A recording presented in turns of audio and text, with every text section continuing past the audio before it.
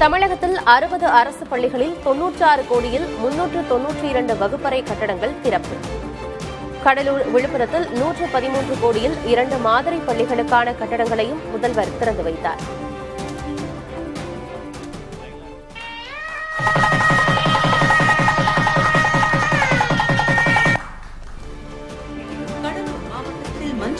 மற்றும் விழுப்புரம் மாவட்டத்தில் கேடார் கிராமம் ஆகிய இடங்களில் அமைக்கப்பட்டுள்ள 2 அரசு மாதிரி பள்ளி கட்டடங்கள் மற்றும் விடுதி கட்டடங்கள் ரூபாய் 113 கோடியே 68 லட்சம் மதிப்பீட்டிலும் மாண்புமிகு தமிழ்நாடு முதலமைச்சர் அவர்களுக்கு நெஞ்சால்.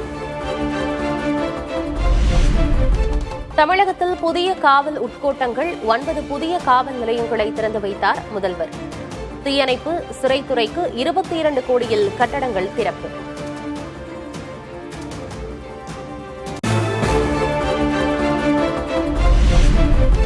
சென்னை மாநகராட்சி சார்பில் மெரினா கடற்கரை அருகே வீடற்றவர்களுக்கான இரவு நேர காப்பகம் திறப்பு.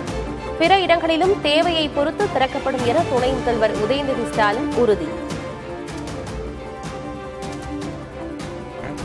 இந்த காப்பகத்தில் ஆண்கள் மற்றும் பெண்களுக்கான தனித்தனி கழிப்பிடங்கள், குளியல் அறைகள், அவங்க பொருட்களை எல்லாம் சேமித்து வைப்பதற்கு அலமாரிகள், குடிநீர் வசதி, மின் வசதி, இப்படி அனைத்து விதமான அடிப்படை வசதிகளும் உங்களுக்கு செஞ்சு கொடுக்கப்பட்டிருக்கு.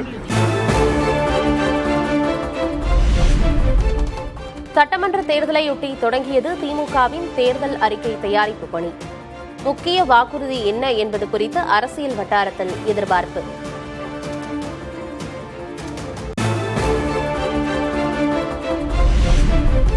எடப்பாடியில் எம்எல்ஏ திட்ட நிதியில் முடிக்கப்பட்ட பணிகளை தொடங்கி வைத்தார் எடப்பாடி கே. பழனிசாமி. பொங்கல் தொகுப்புடன் 5000 ரூபாய் வழங்க வேண்டும் என தமிழக அரசுக்கு வலியுறுத்தல். இந்த மக்களுடைய மனம் குளிர்கின்ற விதமாக, மகிழ்ச்சி அடைகின்ற விதமாக, ஒவ்வொரு குடும்பத்தையும் பொங்கல் மகிழ்ச்சியோடு கொண்டாடுகின்ற விதமாக 5000 ரூபாய் பொங்கல் தொகுப்பில் ஒவ்வொரு குடும்பத்தையும் வழங்க வேண்டும் என்று கேட்டுக்கிறேன். திமுக ஆட்சியை அகற்ற ஒத்த கருத்துடைய கட்சிகள் தங்களுடன் இணைய எடப்பாடி கே. பழனிசாமி மீண்டும் அழைப்பு. தாவைக்கா தங்கள் கூட்டணிக்கு வர வேண்டும் என நயினார் கூறுவது அவரது கருத்து என்றும் பதில். திராவிட முன்னேற்ற கழகம் மக்கள் விரோத அரசாங்கம். அந்த மக்கள் விரோத அரசாங்கத்தை அகற்றக்கூடிய ஒத்த கருத்துடைய கட்சிகள் எல்லாம் எங்களோடு தேர்தல் நேரத்தில் கூட்டணி அமைக்கலாம் என்று ஏற்கனவே தெரிவித்துவிட்டேன். இறந்தவர்கள் ஓட்டுகளால் ஜெயித்த கட்சி திமுக என எதிர்க்கட்சித் தலைவர் விமர்சனம். போலி வாக்காளர்கள் நீக்கப்பட வேண்டும் என்றும் வலியுறுத்தல்.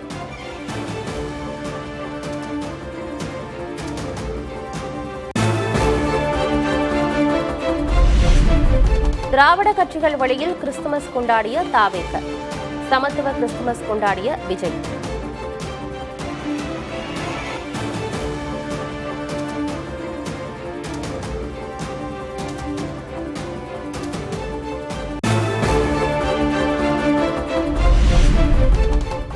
சமூக நல்லிணக்க பாதுகாப்பில் எந்த சமரசமும் கிடையாது. கொள்கையில் தாவேகா உறுதியாக நிற்கும் என விஜய் சூளுரை.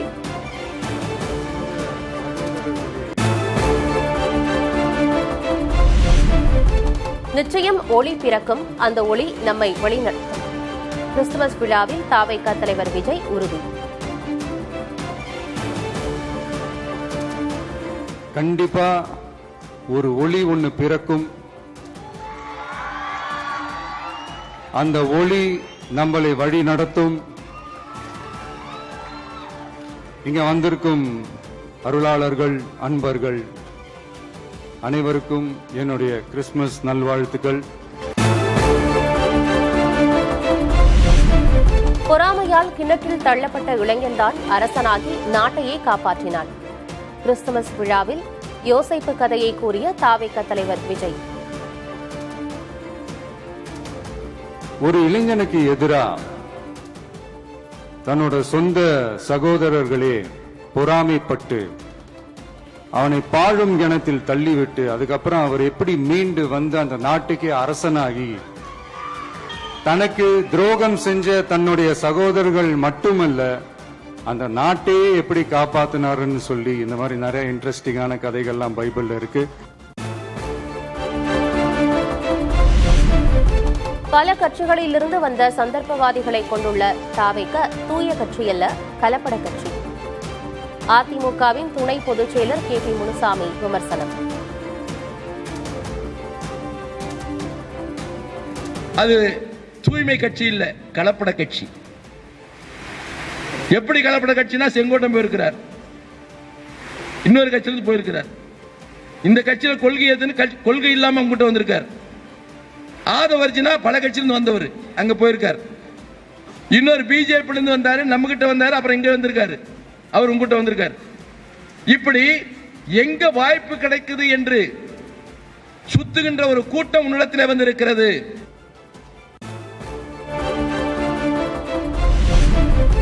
தேர்தலில் இருமுனை போட்டியால் மட்டுமே திமுகவை வீழ்த்த முடியும் என்பதை விஜய் உணர வேண்டும். கூட்டணி விவகாரத்தில் விஜய் சரியான முடிவை எடுக்க வேண்டும் என்றும் நயினார் நாகேந்திரன் வலியுறுத்தல். ஏன்னா ஒரு தேர்தல்ங்கிறதுல இருமுனை போட்டியா மும்முனை போட்டியா, எத்தனை முனை போட்டி இருந்தால் திமுக வீழ்த்த முடியும் அப்படின்னு நினைச்சு அவருடைய நடந்தால் நல்லது.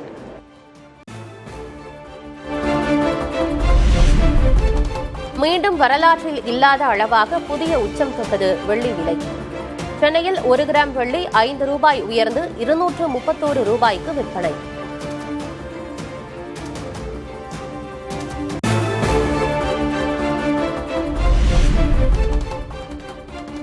தங்கம் விலை சவரனுக்கு 640 ரூபாய் உயர்ந்தது. சென்னையில் 1 சவரன் ஆபரண தங்கம் 99,840 ரூபாய்க்கு விற்பனை.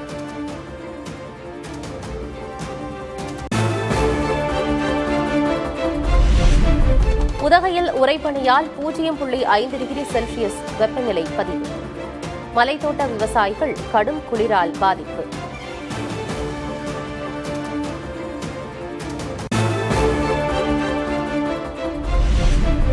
தலைநகர் டெல்லியில் பனிமூட்டத்திற்கு இடையே மிடுக்காக நடந்த குடியரசு தின விழா ஒத்திகை. ராணுவ வலிமை, வளமான கலாச்சார பாரம்பரியத்தை பிரதிபலித்த அணிவகுப்பு.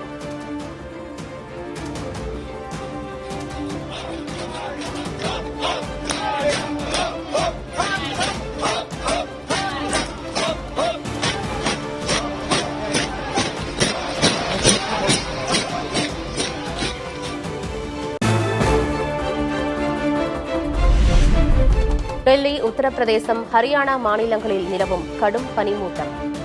காற்று மாசும் அதிகரித்துள்ளதால் பொதுமக்களின் இயல்பு வாழ்க்கை முடக்கம்.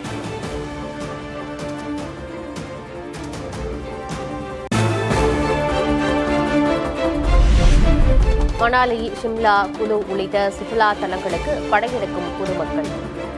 டெல்லி உள்ளிட்ட வட மாநிலங்களில் நிலவும் காற்று மாசிலிருந்து தப்பிக்க பயணம்.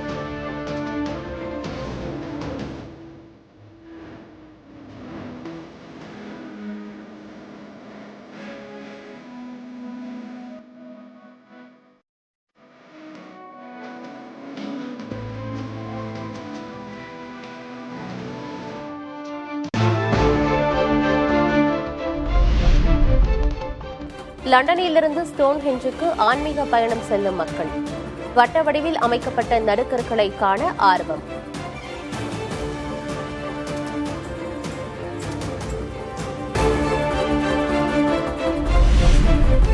இந்து சிறுபான்மை இடத்தைச் சேர்ந்தவரை சித்திரவதை செய்து கொன்ற கும்பலை சட்டத்தின் முன் நிறுத்த வேண்டும்.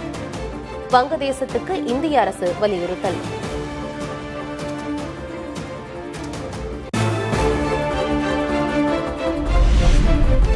வங்கதேசத்தின் வெளியுறவு கொள்கையை மாற்றியமைக்க முகமது யூனுஸுக்கு அதிகாரம் இல்லை. மோசமான முடிவுகள் நீண்டகால விளைவுகளை ஏற்படுத்தும் என முன்னாள் பிரதமர் ஷேக் ஹசீனா எச்சரிக்கை.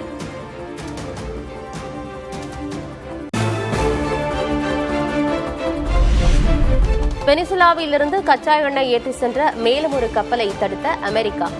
2வது வாரத்தில் 3வது கப்பலை திட்டமிட்டு முடக்கியதாக வெனிசுலா அதிபர் குற்றச்சாட்டு.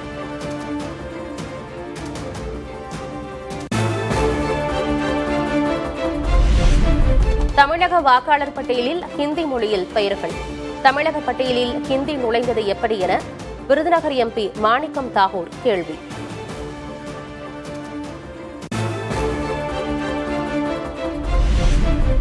பாஜக தலைமையிலான மத்திய அரசு ஹிந்தி சொற்களை ஆங்கிலத்தில் எழுதி புதிய மொழியை கண்டுபிடித்துள்ளது. திட்டங்களுக்கு வைக்கப்படும் பெயர் தொடர்பாக முன்னாள் மத்திய அமைச்சர் ப. சிதம்பரம் விமர்சனம். ஹிந்தி சொற்களை ஆங்கில எழுத்துல எழுதுனா Hindi words in English letters, அது ஹிந்தியா ஆங்கிலமா? இது ஹிந்தியும் அல்ல ஆங்கிலமும் அல்ல. ஆங்கிலம் தெரிந்தவர்களும் புரியாது, ஹிந்தி தெரிந்தவர்களுக்கும் புரியாது. யாருக்கு புரியுது? அமைச்சர்களுக்கே புரியல. வேலை நிறுத்த போராட்டம் அறிவித்துள்ள அரசு ஊழியர்கள் மற்றும் ஆசிரியர் சங்கத்தினருடன் அமைச்சர்கள் பேச்சுவார்த்தை. கடந்த தேர்தலில் திமுக கொடுத்த வாக்குறுதிகளை நிறைவேற்ற ஜாக் டோஜியோ வலியுறுத்தல்.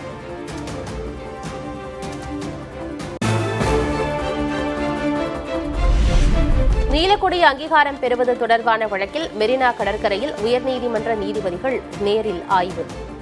கடைகள் அமைக்கப்படுவது தொடர்பாக மாநகராட்சி ஆணையரிடம் அடுக்கடுக்காக கேள்வி.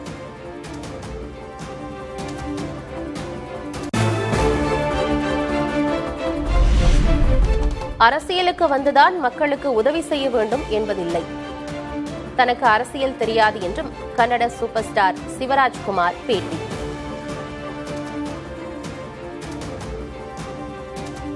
பாலிடிக்ஸ் வந்து ஃபர்ஸ்ட்லேருந்து எங்கள் பாலிடிக்ஸ் என்ன தெரியாது sir. First of all main thing, இங்கே என்ன பண்ணணுமோ ஹெல்ப் பண்ணுமோ கண்டிப்பாக அது பண்ணிகிட்டே இருக்கோம்.